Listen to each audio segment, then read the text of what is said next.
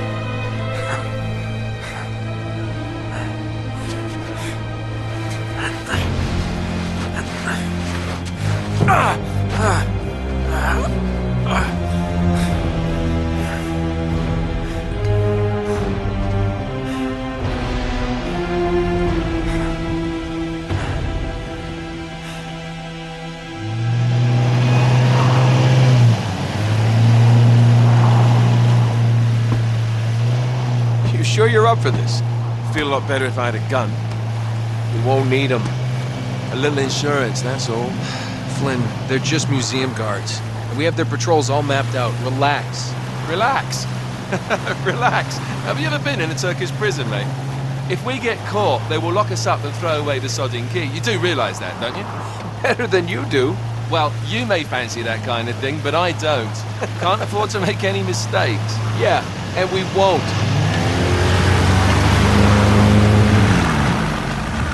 We're here.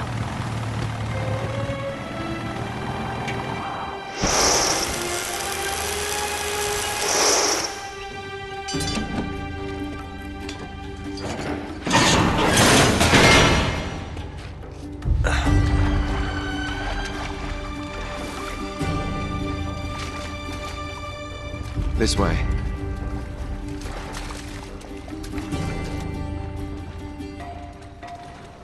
So what do we do if they switch the patrols? Figure it out as we go. We cannot fumble our way through this. I don't fumble, I improvise. Oh, is that what you call it? Yeah, I'm adaptable. Adaptable. You cocky bastard. There. What did I tell you? That passage there is going to take us right under the museum. You called it all right. You need to have a little more faith in me, chum. Okay, this one here is me. All right, remember, that tower is our only way into the exhibit.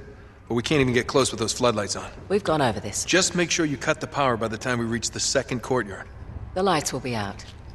I'll have the van waiting at the rendezvous point. Just make sure you get your asses out of there in time. Fair enough. All right, enough chat. Let's do this.